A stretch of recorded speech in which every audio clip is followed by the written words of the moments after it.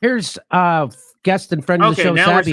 She's going to do some violence on Ryan Grimm. It seems like every time we try to critique them, you come in pretty quickly to defend them.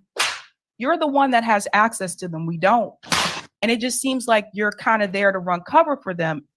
As long as people like you keep defending them, they're not going to be held accountable and they're not going to change. They can easily ignore or avoid us. But when the people who have access to them don't push back on them or say, no, you guys are not doing your job, that would be different, I think. Yes. Yes. I have pushed them to do that. And what did they say about that, Ryan? What about all the people who canvassed for AOC? What about all the people who phone banked for her? What about all the money that a lot of us donated to AOC and the rest of them? They took money from working class people, Ryan. I was on the ground. I saw them take money from people who really didn't have it to give. And for them to just sell us out like that, I'm going to be vocal about that because that's not right. Oftentimes what I have seen is yourself and some of your comrades kind of coming down on activists for those of us trying to organize on the outside. Force the vote straight from the DSA handbook. That is something that they are supposed to be doing in reference to Medicare for all. Chose not to do it. Not even one of them came to the town hall. General strike. So like last year. So she talks about our general strike here. And if people didn't know, Ryan Grimm actually says something about the general strike that wasn't good. At RBN, we hosted a general strike summit. And you did it too, Ryan. You and some of your colleagues came in and you guys were like criticizing us before it even happened. And the whole point of that summit was that the Medicare for all that march? No. Well, there was that too. I do feel like people like you guys can come and attack activists, but you don't want to attack the politicians who are supposed to be doing what we're out on the ground doing anyway. I don't remember saying anything negative about the general strike. What did I do? What did I do? I don't remember being an asshole to activists. I do it so often, I can't remember this specific time. I do. You said that on the lines of something of it being foolish. Yeah. Thanks so much for coming on. I hope I wasn't too Listen harsh. to how he ends. No, not at all. Not at all. What? She says, I hope I wasn't too hard on you. He goes, no. Jesus. It sounded like he in agony. Wait, I can't remember the name. This is Turncoat Don made this. That's right. Turncoat Don made where him as the inflatable airplane. Oh, pilot. yes.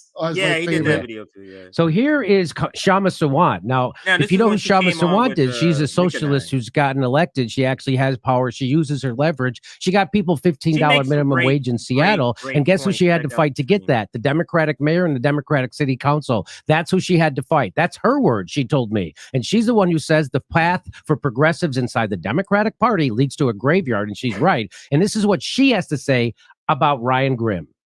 But that's one part of the story, right? The other part of the story is all the Ryan Grimms of this world. We have to be very clear. They are cynical purveyors. They are snake oil salesmen who are very consciously peddling the Democratic Party support. And, it's not a mistake. It's not a, did I do that? Like an Urkel, did I do that? It's not that. These are conscious efforts in an effort to move the narrative a particular way. And Shama beautifully explains that here. Let me rewind it a little bit. We have to be very clear.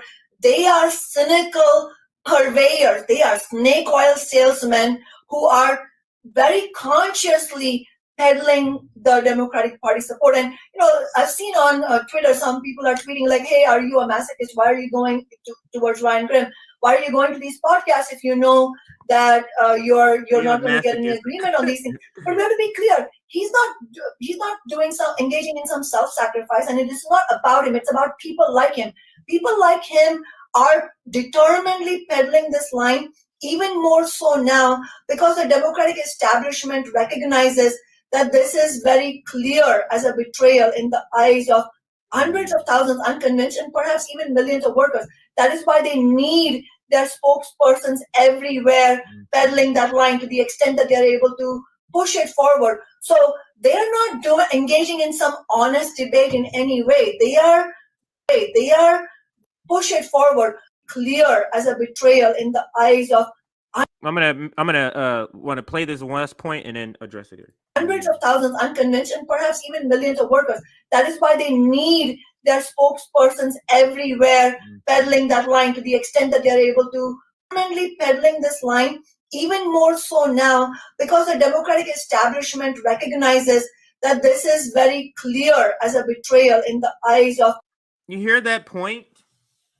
The reason Ryan Graham is really out doing these things so hard is because the establishment understands that this is such a betrayal to workers that workers are not, this is not just going to roll off their back like their normal neoliberal thing.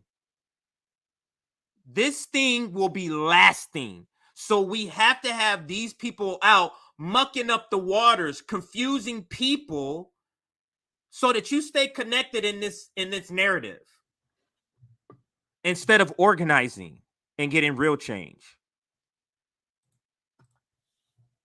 Hundreds of thousands unconvinced and perhaps even millions of workers. That is why they need their spokespersons everywhere peddling that line to the extent that they're able to push it forward. So they're not engaging in some honest. Think about who they have peddling the line: Sam Cedar, Emma Vigeland, Cenk Uygur, Anna Kasparian, Ryan Graham, David Sirota, Marianne Williamson, even John Cusack, peddling these lines about these terrible politicians who never deliver.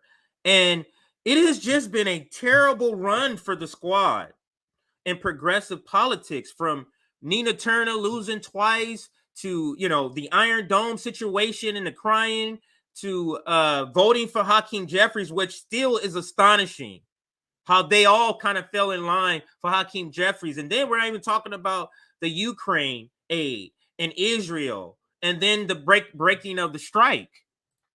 Debate in any way. They are very these are devastating blows that are in a very short amount of time for the squad. Devastating blows that, to me, I'm not sure they're going to recover. Not completely.